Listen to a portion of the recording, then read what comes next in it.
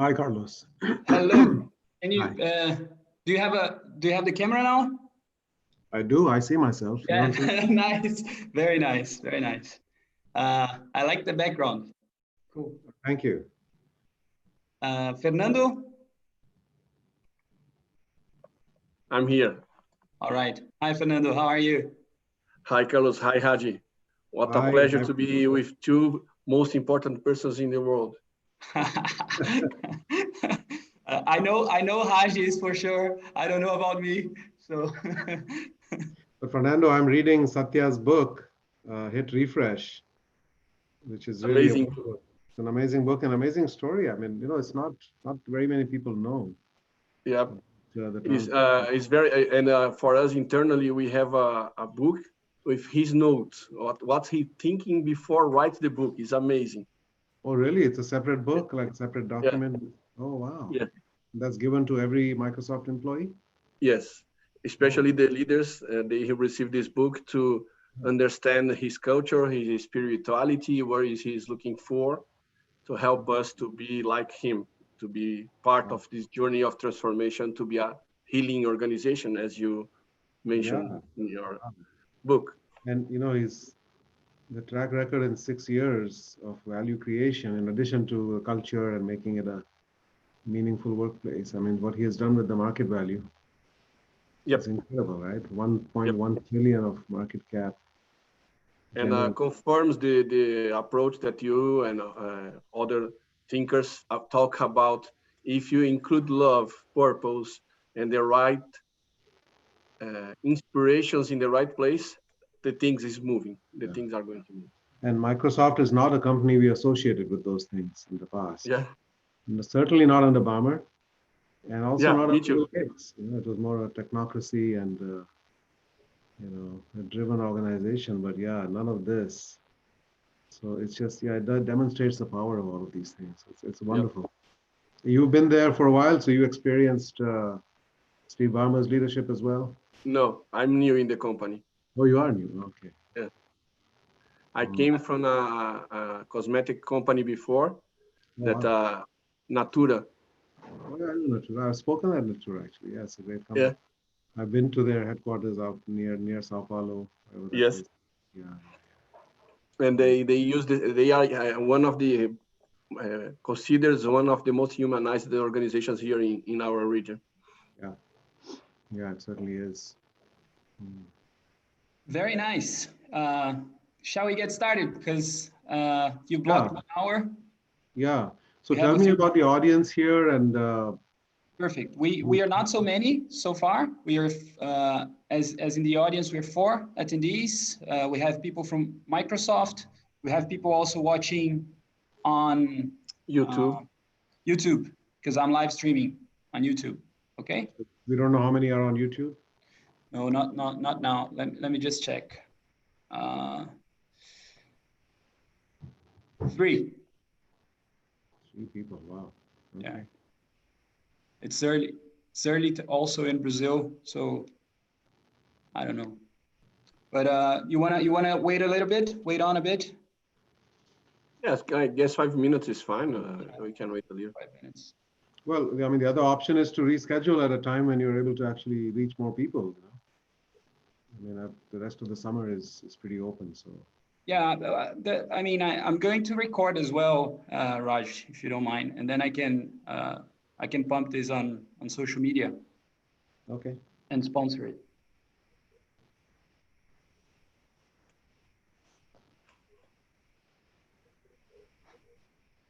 Okay. Yeah, that's fine. Yeah, perfect. Yeah, we have more people coming in now. Well, I'll get started because I also understand you blocked 1 hour and your time is valuable. So, Raj, thank you very much for this opportunity. I'm very honored that you accepted my invitation. I've been following your concepts and ideas for some time.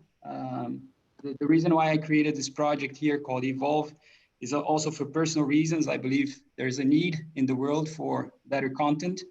Fernando, who's here with us today, he's been a provocateur also always making some tough questions and trying to push me for better content and see does why is it that Evolve exists. And so that's the reason why I invited here. I consider himself a mentor. And you, I mean, I think your content is simply incredible. So thanks very much. I will open with a brief introduction about Rajendra. So Raj is an award-winning author. He's written famous books such as Conscious Capitalism with the CEO, or co-wrote a couple of books, CEO of Whole Foods, John McKay, Everybody Matters with Bob Chapman, The Healing Organization, and several other books. He's also the co-founding member of the Conscious Capitalism movement. And Raj, there's a bunch of topics that I would like to discuss here with you today. We are more like in the chair of, we're sitting as people who want to learn from you. So I would like to start with, your big picture and ask you, how did you come about studying business and leadership in the way you do? Well, so I got an engineering degree in India, and then I did an MBA.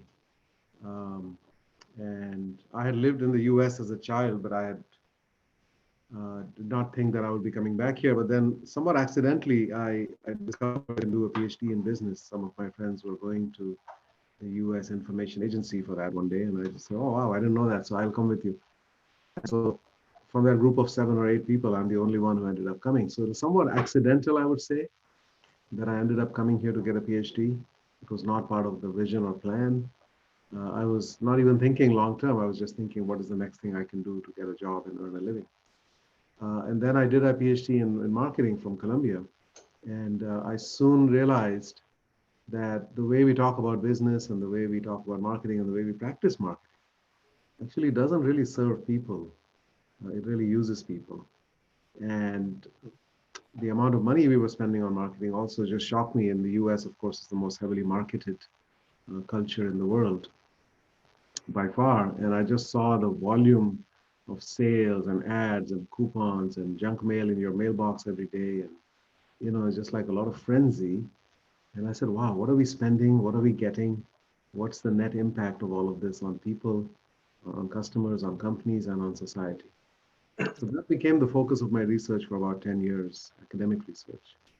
And ultimately, I concluded that we're doing pretty poorly, that we spend a lot of money, about $14,000 per family at the time, per year, spending on ads, coupons, and junk mail. Um, about $1 trillion a year in 2004 Mm-hmm. spent on those things. It was equal to the GDP of India that year. And the question I had is, how is it that 1.1 billion people can live on what we spend here on ads, coupons, and junk mail for 300 million people? And what are we getting for that spending? And societies, and I found that spending had gone up, but customer satisfaction had gone down, customer loyalty had plummeted, customer trust had fallen even further. So we were not getting good results at a company level, at an aggregate level. Most companies spend a ton of money and got lousy outcomes. Customers, we did a study on the image of marketing. We found 85% or 86% of people don't trust anything that comes from marketing. Right? If it's marketing, that means it's not real. It's not true. Right? It's just marketing. Is how people think about it. So there's very low level of trust with customers. I mean, ironically, customers are the object of marketing. We're supposed to make their life better. They're the ones who don't trust us. Nobody else trusts us either, really, in society. And then what was the impact on society? And I found that there was negative consequences on the culture. When you spend $1 trillion on advertising, you send out certain messages, create certain images of what people aspire to. You use women's bodies to sell products, for example. And there was research, I found out that it leads to eating disorder and depression and body dysmorphia. So there's a human cost. If you look at overconsumption, if you look at junk food, diabetes, um, obesity, all kinds of challenges that we face in society. Why are we such an unhealthy society? In many ways, because of aggressive marketing of things that are not good. First of all, bad products are made, which we know are not good for people's well-being, and then we market them in an aggressive and misleading way. We get children hooked on sugary cereals, etc. Right? Mm. We do all of those things just to make money.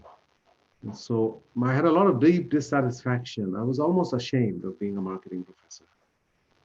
And at the end of all of that, I proposed a book to my mentor, and I was calling it The Shame of Marketing. Hmm. And I said Peter Drucker had used that phrase referring to the consumer movement, which is people organizing against companies, right? And he said the consumer movement is the shame of marketing because marketing's job is to look after the well-being of customers.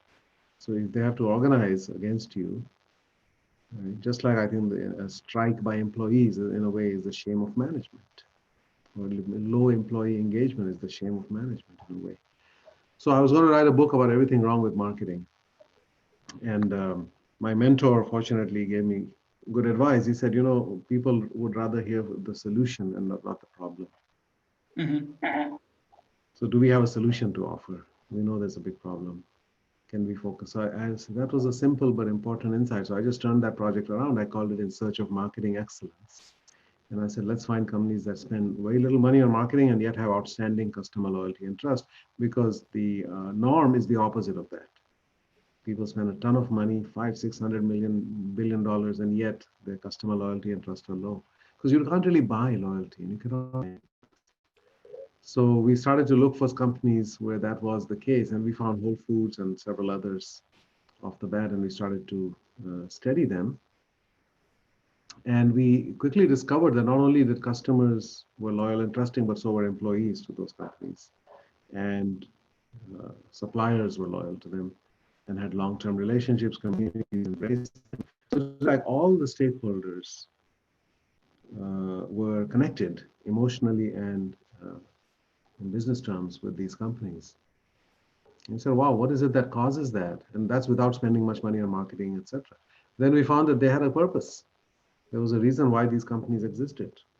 Whole Foods exists because they have a belief and a passion that what you put into your body makes a difference to your health Mm-hmm. and to the health of the food system and the health of the planet. So they want to provide the healthiest food grown in the most sustainable way.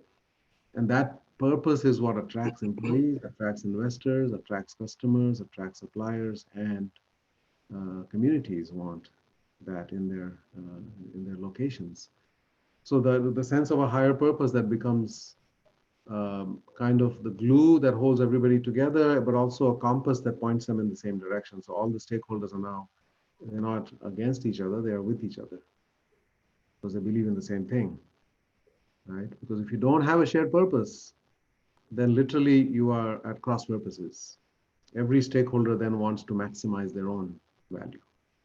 CEO says we want to maximize shareholder value and profits, and suppliers want to maximize margins, and employees want to maximize pay and minimize work, and customers want to minimize price, right? And communities and society wants to maximize taxes. Right? So everybody becomes a taker from that system, looking to say, how much can I get? Mm-hmm. But when you have shared purpose, shared values, right, with all the stakeholders, then everybody becomes a giver to the system.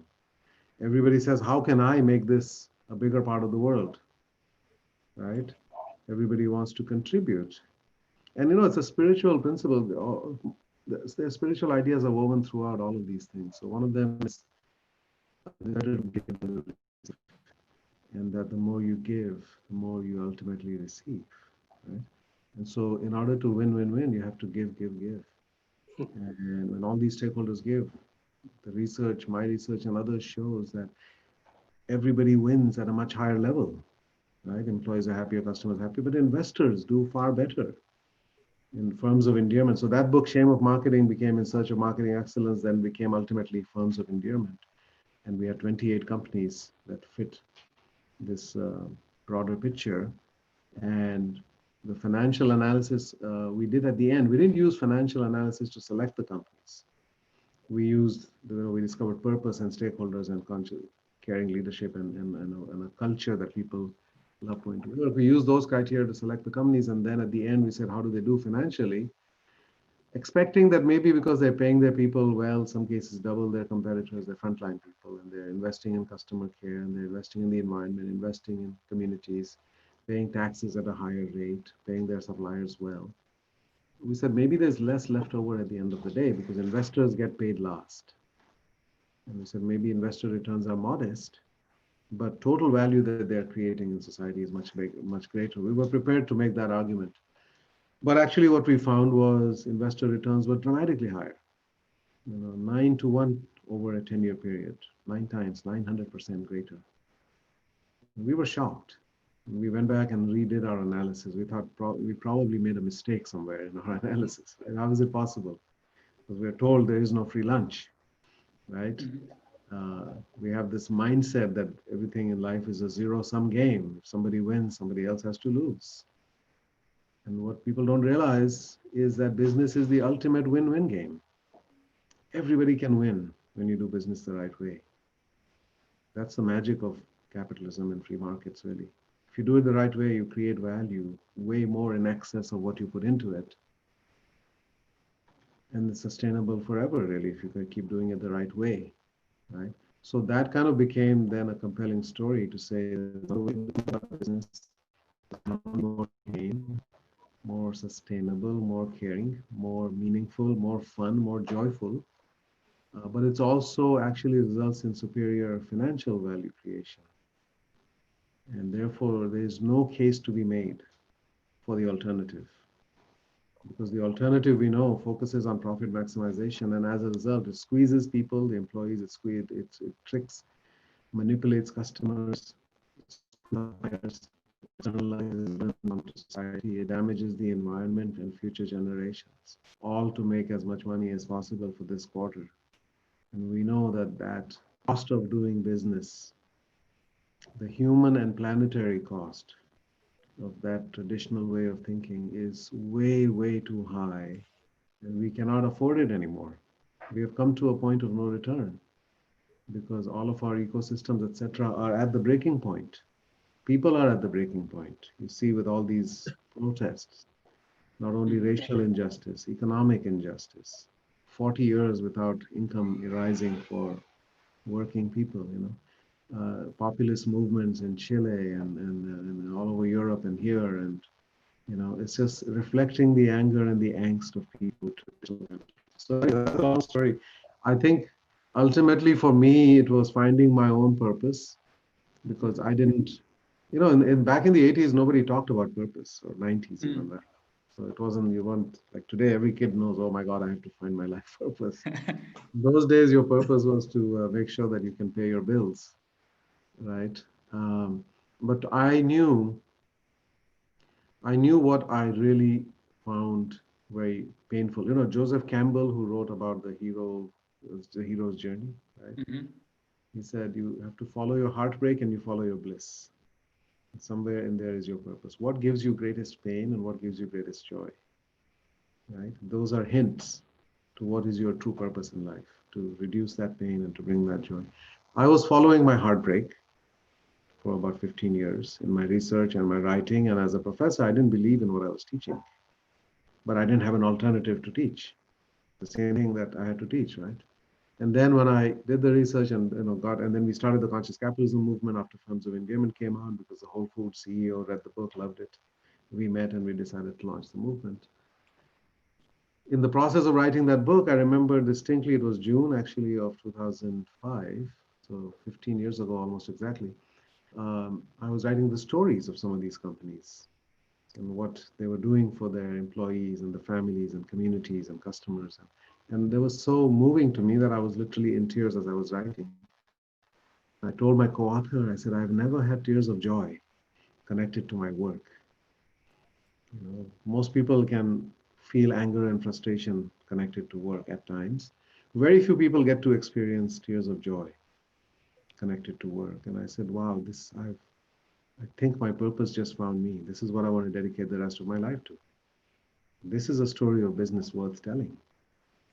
It's the opposite of what we have been taught. And so that was really the beginning of the journey for me towards this next stage of life. And the last thing I'll say on that, after almost 15 years when I was writing this book, The Healing Organization, years ago. Share the story of my life, my personal life, and my work life, and the culture I come from, hyper masculine, hyper patriarchal, etc. And all of those values were kind of instilled in me as to this is what you need to do in the world. But I was never happy doing that. That was not my nature. That's not what I believed in. It's really more what my mother stood for. And she told me, you realize you have been honoring your mother with your work. This work is really honoring in honor of your mother. This is what she stands for and what she taught you. So that clarified for me even more that what the world needs is love, compassion, empathy, vulnerability, inclusivity. And those are considered feminine values. Those are embodied in mother energy. Now, I know not everybody's mother is like that. Right? I have plenty of friends who say, my mother is not like that. But I mean, this is the sort of prototypical mother energy, what it is supposed to be. So I think that's what in the world. I think that's part of what we're bringing forward. I had a book called Shakti Leadership, which I think is in Portuguese, which talked about that particular theme. And that then led to the idea of business as a healing force in the world. And I'm sure Fernando would share about Microsoft because I think under the current CEO, who focuses so much on empathy and is so vulnerable as a human being, where he shares his own struggles with his special needs child, with his own childhood, that humanized that environment, connected to people at a soul and spirit and heart level, which is ultimately where our power comes from. Mm-hmm. Right? It's like we have a thermonuclear reactor inside us, which is turned off because most leaders only want the head and the hands, right? And our real power comes from other sources. And if we can engage that, then people can do extraordinary things, as Microsoft has done under Satya Nadella's leadership. That's fantastic. And so the next question then is about purpose, because the same way you found your purpose, how can you ingrain that into the leadership, ingrain or help them come about that, you know, um, especially if they Yeah, might be skeptical, I don't know, cynical, yeah, if that's yeah. the right word. Yeah, I think that is the biggest question. It's another way to say that is how do we awaken consciousness in Exactly. leaders? How Mhm. do we get them to think at a deeper level, not just surface level, not just power and money? What is the real deeper purpose of life? What are we here for? What is each of us uniquely here for?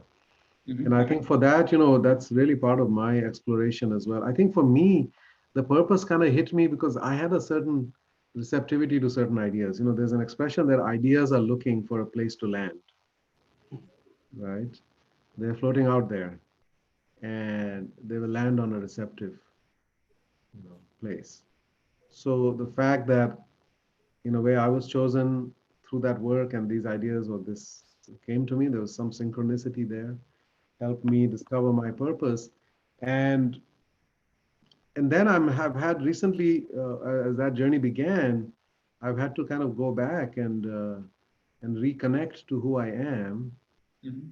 right? Because I think ultimately your purpose is a reflection of knowing who you are, what is your true nature, right? What are your gifts that you came with, and learning how to appreciate those and love yourself for who you are, right? And then expressing that into the world because that's what the world needs.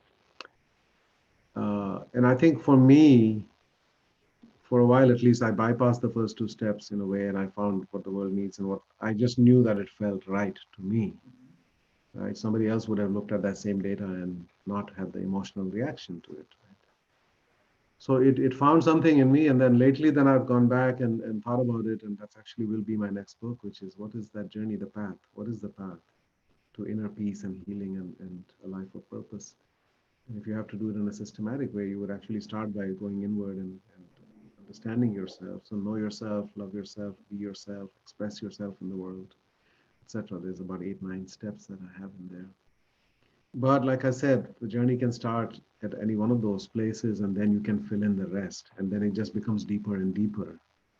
The more you understand yourself, the deeper your purpose can be, and the more refined it can be, and the more impactful it can be. And as you bring that into the world, your own sense of who you are will evolve, right? And so you have to go back and look at who am I now, and what is life calling on me to do next. So I'm hoping that this next book will be part of that. Um, help leaders. The goal is not just to tell my life story, but to actually help people think about these things in their own way, so that they can come to their own realizations and then bring that into their leadership. Haji, can I Go make a on. question? I think that you have a strong history of looking to yourself, find your purpose, and bringing this to the books that is helping many people in the world. And you look at for the conscious capitalism, maybe started a little earlier, and you make the movement. Now is growing enough. Anita Hodrick in 1996 built the initial thoughts about it, and you are now calling the healing organization. What do you think is going to be the next? How can we reconnect with ourselves and build new companies or reinvent the actual companies in this new world after this pandemic that we are living now and all injustice that we are discussing? I would like to Yeah, listen your thoughts. yeah. So the Healing Organization came out in September of 2019, before all of these crises hit. But I really feel that that is the right message for the right time, because what is the need of the world? We have to heal, of course, from this pandemic, right? We have to heal the economic wounds, some of which are because of the pandemic, but many of which already existed. We had tremendous economic distress before the pandemic. So there's a need for financial healing, right? Creating that in the world, especially for hourly workers, who are extremely, we pay them as little as possible. We have minimum wage, and we pay somebody minimum wage, which means if I could pay you less, I would pay you less, right? I'm forced to pay you even this much. It's like, what does that say to them about who they are, what their value is? So I think there was a need for healing at every level. But I think what these crises have done is they've brought all those things right to the surface. What was hidden? See, a lot of suffering was silent. If you walked around in the United States in November, December, and you just looked at people doing their work and going about their life, you would not know that 50% of them had less than $400 in the bank. Okay. And if they needed $2,000 in 30 days, would not know what to do. That they were living one uh, problem away from disaster, right? That anything could ruin, they could lose their home, they could lose their car, anything could happen. So there's so much stress, people are walking around, the suffering was silent. Why? Because we have a culture, and most cultures are like this, where we are supposed to be professional and we're not supposed to show any vulnerability or weakness, right? You just keep it all inside you, and then people get anxiety and depression and drug addiction. Why? Because there's pain. They're suffering and they don't know how to alleviate that. And a lot of that suffering is because of our system, which systematically underpays and exploits, right, a lot of people. And so I think there was a lot of suffering that was silent, and now it has come to the surface. And we see that in financial terms, we see that now with health terms, and now we're seeing it in terms of all of the injustice and unfairness of life, with the social unrest that's going on.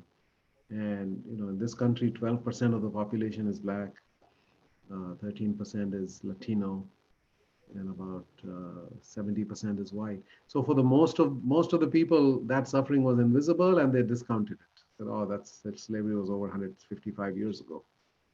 Get over it, right?" Uh, the fact is, it's 401 years of continuous oppression, and that pain really became very vivid to a lot of people.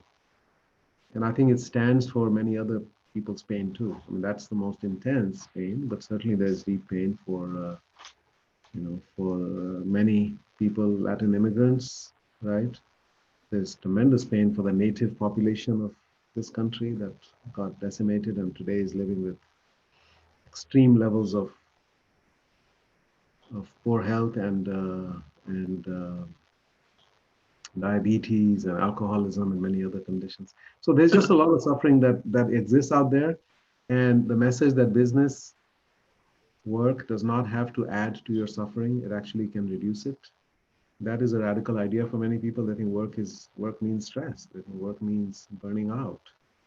That's the price you have to pay to earn a living. It doesn't have to be that way. So we're trying to inspire people with stories and examples, 25 stories that say here are places where people actually are not only not burning out, they are healing back. They're restoring themselves physically, mentally, emotionally, socially, spiritually. They leave at the end of every day in a better place than when they came in, and then that impacts their family and their children in a positive way. So business can be a place of healing for those who work there, and it can be a source of healing for everybody we serve, our customers, our communities, and it can be a force for healing in society. And that ultimately, if we think about business in a different way, which is like the conscious capitalism way, but I'm taking it even further now. I'm saying that we are here to care for each other. All human beings are here to care for each other, and business is a way we can do that at scale, right? So it goes even beyond purpose and all of the rest of the things, right, which are about doing something interesting in the world, important in the world, which is all necessary.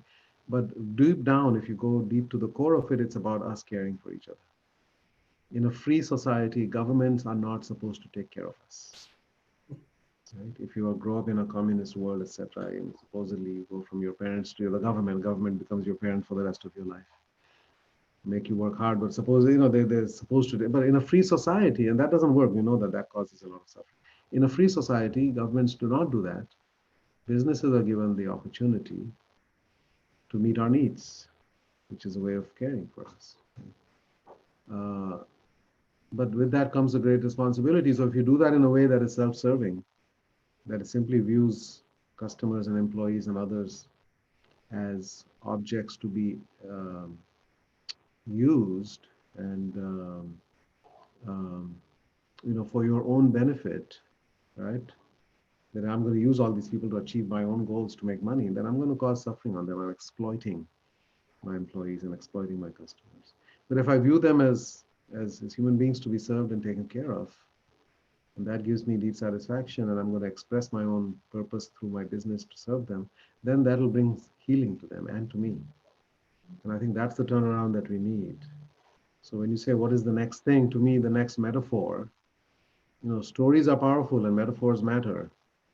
To think about something in a different way, it's a different mindset about it. If you think of your work as a place of suffering or as a place of hardship, then you will create that. 600,000 Chinese people die every year from overwork, from too much work. Mm-hmm. Right? 120,000 Americans die every year from stress connected to work. Heart attacks are 20% higher on Mondays. The human cost of doing business. You can look at the annual report of any company. Where will you find the human cost? Their financial statements, right? How many people died? How many people had shorter lives? How many people had unhappy families because of our culture here at work? Those are all hidden costs. I think we need to face up to that reality that business can cause that. Business doesn't intend to cause all of that suffering, but it does, because we are not consciously choosing to be part of the healing. Therefore, we unconsciously end up becoming part of the hurting. So I think we have to hold up the mirror to the businesses to say, here is the consequences of how we have been operating. This is what's happening to people. This is what's happening to their children. This is what's happening to communities. This is what's happening to our future on this planet. No more, right? We cannot do that anymore. We have to now not only stop that bus, but we have to turn it around and go the other direction. We have to heal from the wounds of the last century. A lot of that has happened in the last 100 years. Super. And the other question then is how do you see? So we're facing an unprecedented crisis, a black swan, as people are saying. So how organizations they can be resilient now in such a not even the leadership, right? Yeah. I like to ask you about the role of leaders now, because I think society our society is screaming for good leaders. At least in Brazil, we are. Yeah. In the US as well, probably.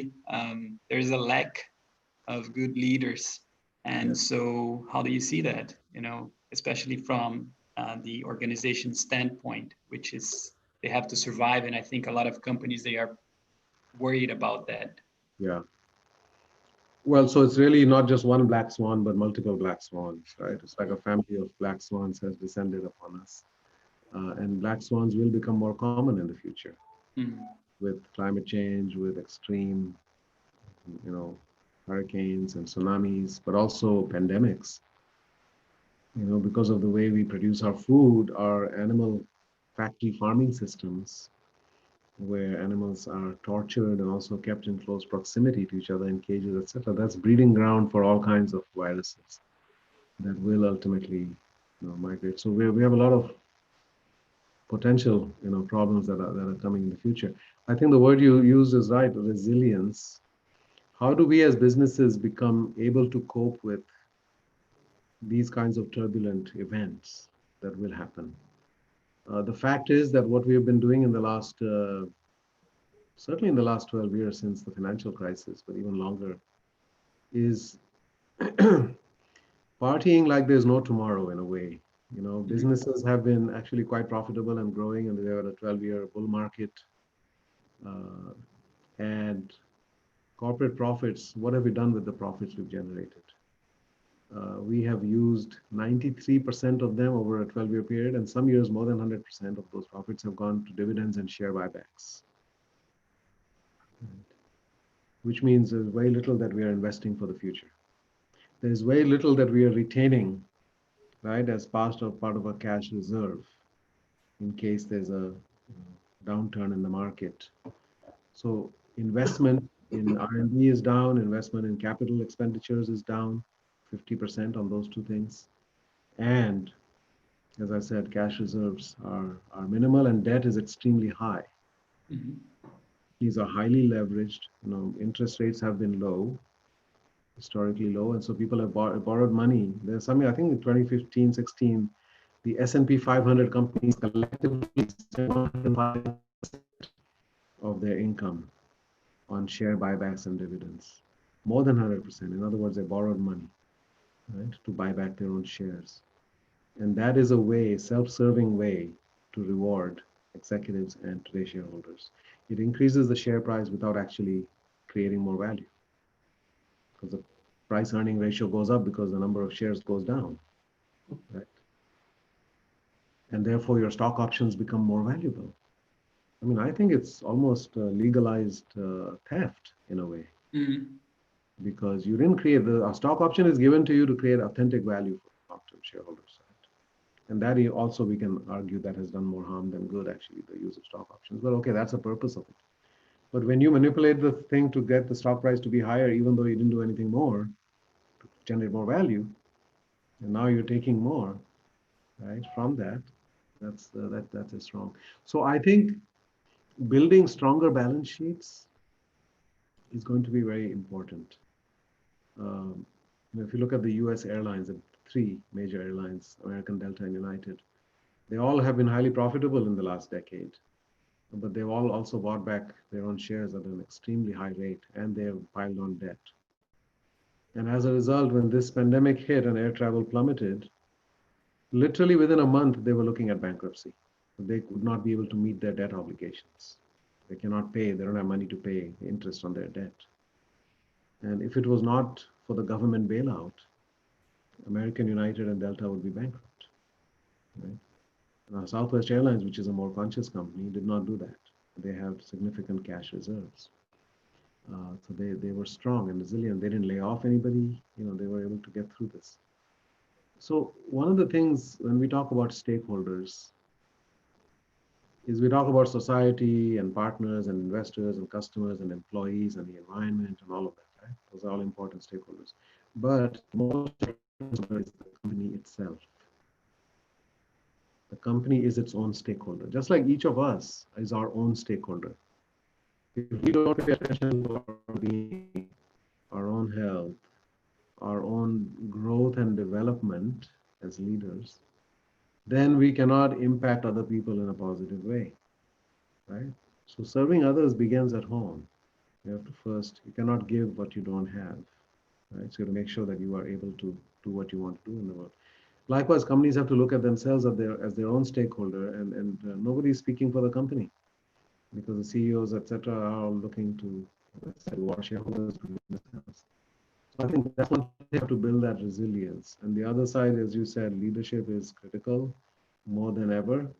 Um, and the need for conscious leadership is more important than ever. Leaders who are beyond power and money as their primary motivations. That's what we've had. It used to be military style leadership, all about power, and now it's become mercenary leadership, all about money. What we need is missionary leadership, right? Which is about people and purpose. And we need those kinds of leaders. I think Satya Nadella is that kind of leader. Most of the conscious companies in our network are led by people who believe in what that business is trying to do, not just as a way to generate wealth, but actually to make a difference in people's lives. So we need those kinds of leaders. We need people to be awakened and right people and then developed in the right way. And I think that is the greatest need of our times, because depending on who you put into a lead role, you will either take the company into one direction or the opposite direction, right? And it can make a massive difference. So I think that's our greatest challenge. I think awakening leaders, that's what conscious capitalism is about. We try to inspire people, we try to motivate them in a way. You know, it's like there are seeds that are present in all of us. And if we receive the right kind of water and, then those seeds can grow into Treatment. something. Right. So we're like planting seeds or we're watering the seeds that already exist in people. But unfortunately, there are a lot of leaders in positions of leadership today in business and government who don't have that capacity. Their consciousness is stuck at a lower level. And the sad reality is, according to research, that about 20% of executives have a psychological profile which is that of a sociopath or psychopath, who has no empathy, right? Who doesn't feel anybody else's pain, who simply will use other people, climb over them, backstab them, do whatever it takes to achieve the numbers, right? And that's all they care about. And in our society overall, there's only about 1% of people that have that. You're kind of born with that, almost like a brain defect. Um, in high security prisons, it's about 20%, murderers and people who do those kinds of crimes. And it's about 20% in corporate boardrooms and among executives. So it just shows that we have created a system that is selecting and breeding and elevating for those attributes. And that's why boards and C-suites are disproportionately filled with people who lack empathy, who are completely disconnected from that feminine side, who are all about the numbers, and that's what we value and reward. And that's why we get. That's what we get. So it goes back to our education system. It goes back to our parenting. I mean, it's a complex problem. How do we shift that? I mean, there's lots of great people in the world, but they are not in positions of leadership. And the problem is, power and virtue need to go together in society, right? The more powerful you are, the more ethical and virtuous, conscious you need to be. But unfortunately, the reality is that the people who seek out power are not the most ethical or virtuous. And the people who are the most ethical and virtuous shy away from power. They don't want power, they don't seek it, right? And therefore, we end up with a disproportionate representation of people in positions of power who are not in harmony with what other people want. Raj, if you allow me, in the beginning, we are talking about how one leader can help to change the others. And in your books, you talk about the hero in the general sense. And we discuss about Satya and how Satya is playing the hit he set in a huge organization like Microsoft. Can you share your point of view on how leaders can build the new world and the healing organizations that we are waiting for? Yeah. Well, I think they have to. I mean, Satya is a good example of what a leader needs to embody, because he came in on day one. I mean, of course, he had been at Microsoft and proven himself in terms of running divisions and his technological expertise, and he had all of those skills, right? He understood the technology landscape. He understood the future trajectory, that what has got us here with Office and Windows is not going to get us into the future. We missed the mobile revolution, the phone at least in terms of hardware and software, but there's still a mobile revolution going on. And so his realization about the cloud and about mobile, cloud first, mobile first, I mean, strategically, see, we need a combination of strategy, good strategy. We need a sense of purpose. Now, Microsoft was a very purpose-driven company under Bill Gates, right? Put a computer on every desk was a vision.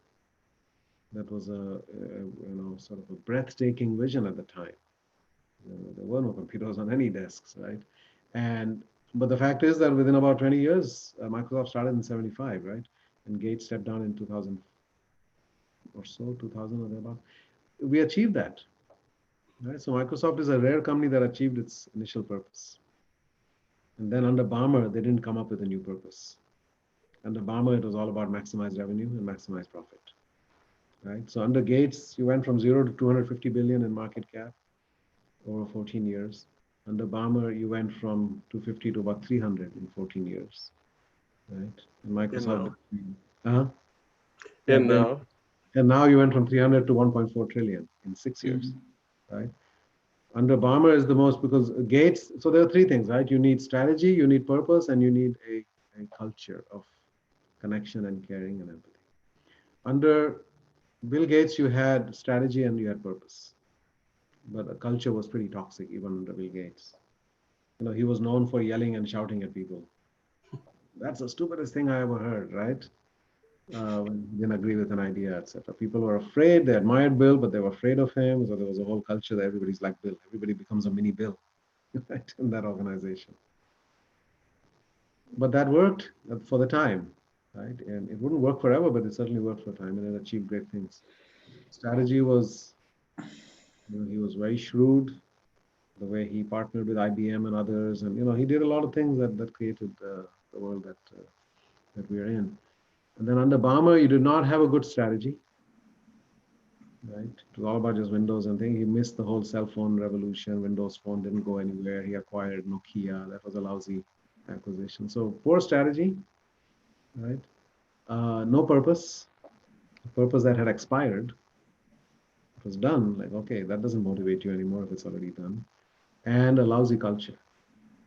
I don't know if you've seen that there were these, and even Satya talks about it in the book. There were, if you search on the web for the Microsoft organizational chart, it yep, showed a number of silos with guns pointing at each other.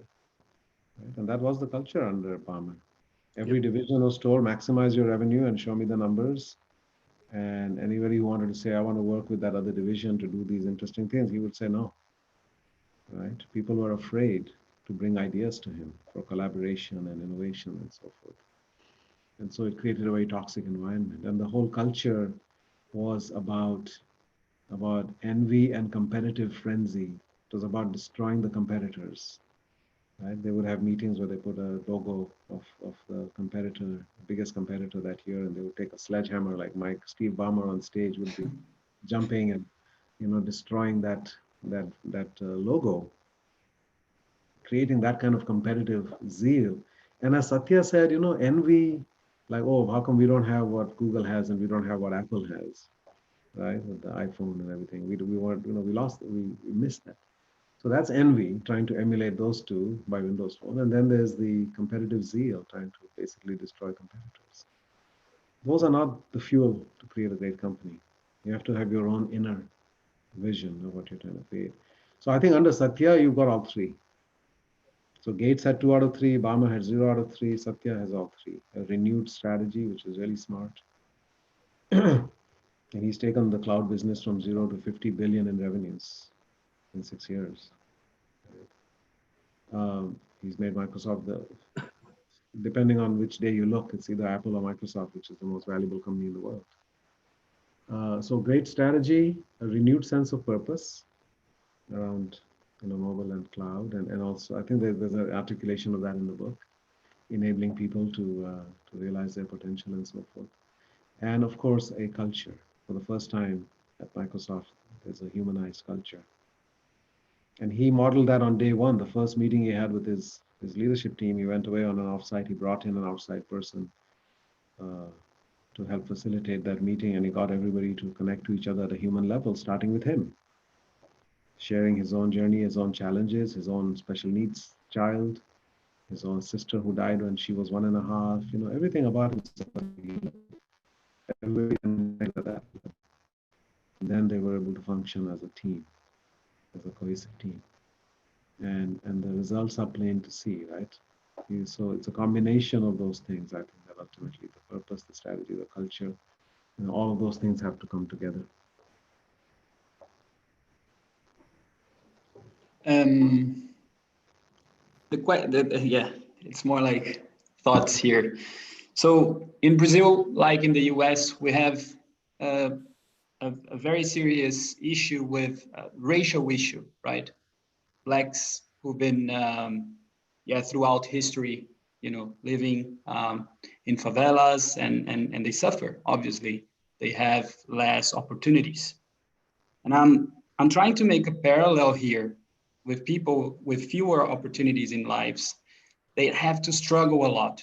And then you see, because you're talking about men and women, right? And women, in order to reach the higher positions in our organizations, they have to fight a lot. So because of all this struggle, I mean, they they most likely, they have to use their masculine side as well a lot. And when they get there, uh, well, it's difficult to say, but they might be very tough. So the point I'm trying to make or to ask here is, like in Brazil, the government forced the hand for the black people to give like these grants and say we need to have more blacks in university and period because they need more opportunities. Yeah. And the same for like women occupying boards and leadership positions. Do you Yeah. see that um, this could be a solution? Like, Yeah. forcing the hand and just giving grants, not grants, but allowing people or just giving them the space. Yeah. So you build that culture over time. So you don't have to go through that really hard struggle. Yeah, definitely. Hold on one second. I have to turn on the air conditioning. It's getting hot. Yeah,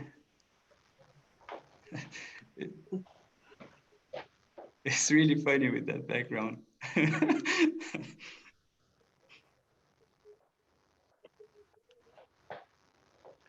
Um, yeah, I think addressing these historic imbalances and injustices that exist in every society. Mhm. Brazil has, of course, the legacy of slavery as well. Um, Women have been oppressed all over the world. In India, we have the caste system, right, where people are born into different social hierarchy castes, and then many of them are shut out.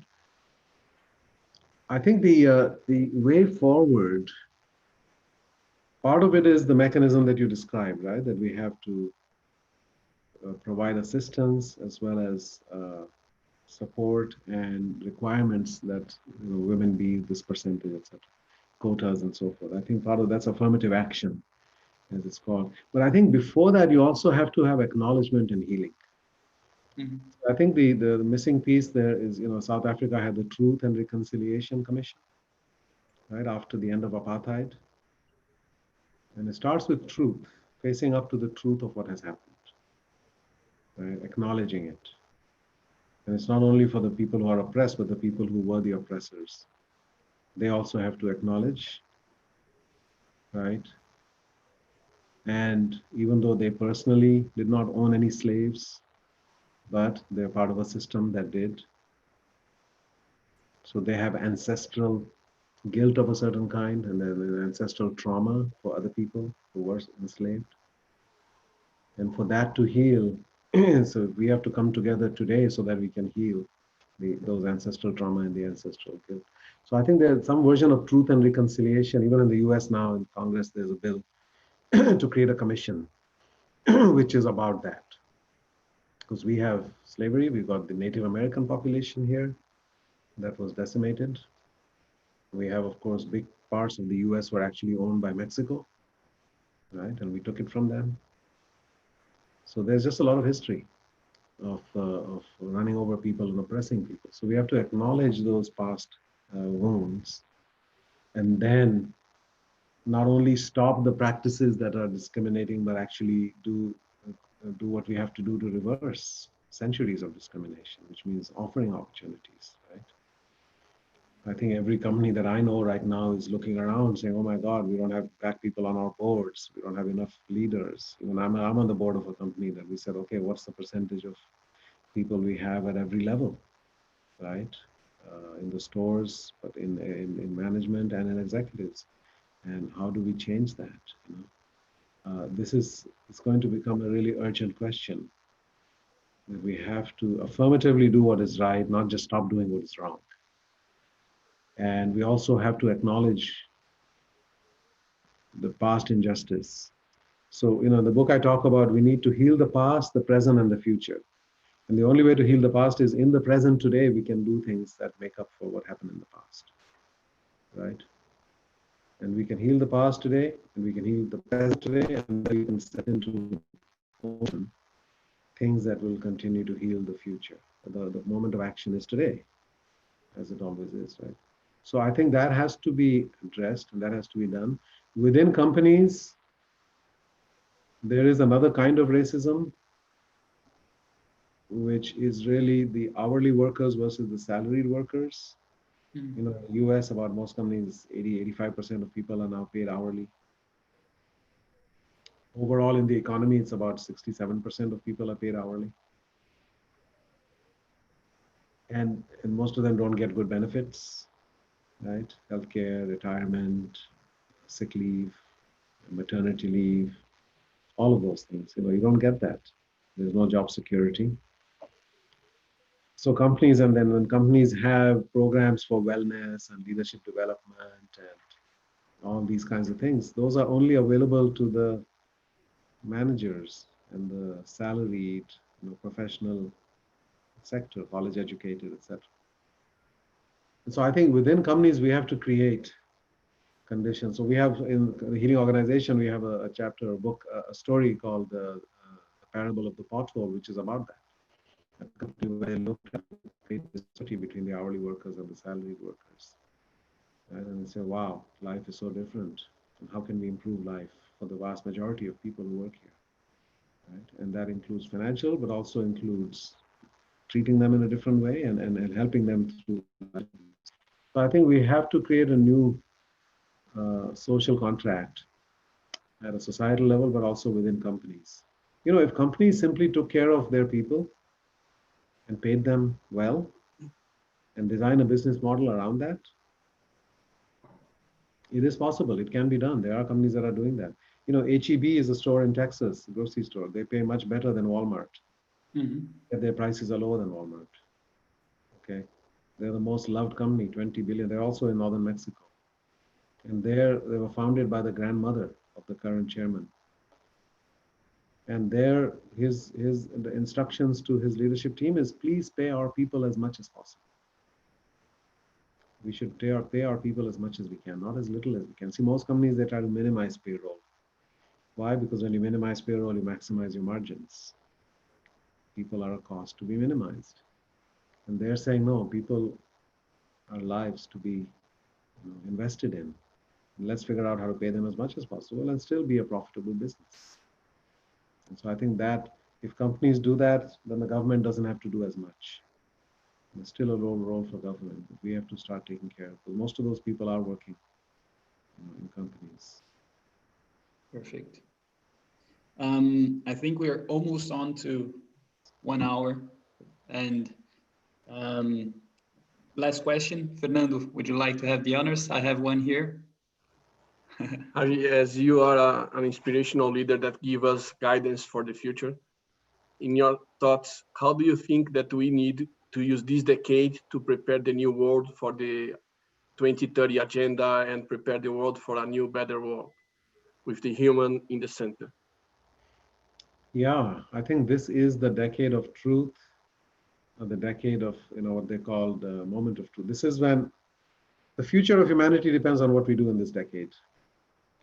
Because of, as we know, climate change and some of the irreversible thresholds that we are approaching already, that unless we not only slow down but start to reverse, we are setting in motion forces that we cannot control after that. So the time for urgent action is now. In this pandemic, we saw a sense of urgency because we had to act quickly, right? And we did. I was talking to somebody at Verizon, and they were saying, yeah, we had a 5-year plan to move more people to remote work, and we implemented that in 3 weeks, right? So there's the capacity for rapid action, capacity for cooperation, and more compassion, being awakened. I think all of those things now have to become everyday realities in the sense of great urgency. We have to address not only putting people at the center, but the people and the planet at the center. Because there is no people without a healthy planet. The people, profit, and planet, right? 3P, Mm-hmm. the triple bottom line. Yep. Yes, and I would say that profit is an enabler of those other two. The reason we make profit is so that we can impact people at the planet in a better way, right? I mean, right now, profit is at the center, and then people and planet are somewhere far away, right? Customers might be number two, etc. So I think we have to do that, become part of the solution and not part of the problem, which means we have to go from carbon negative to carbon neutral to carbon positive, water neutral to water positive, and solid waste, right? Negative to neutral to positive. There are examples. We have a story in the book of FIFCO from Costa Rica, which is a company that is doing that, has already accomplished that. Many others examples like that. We have to set more ambitious goals and mobilize to meet those. So yeah, this is the decade. Many companies are so focused on their own business, they're not seeing the bigger picture. We have to have what we call triple vision.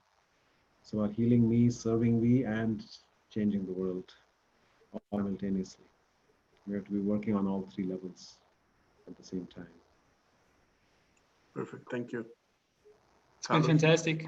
Thank you so much, Rajendra.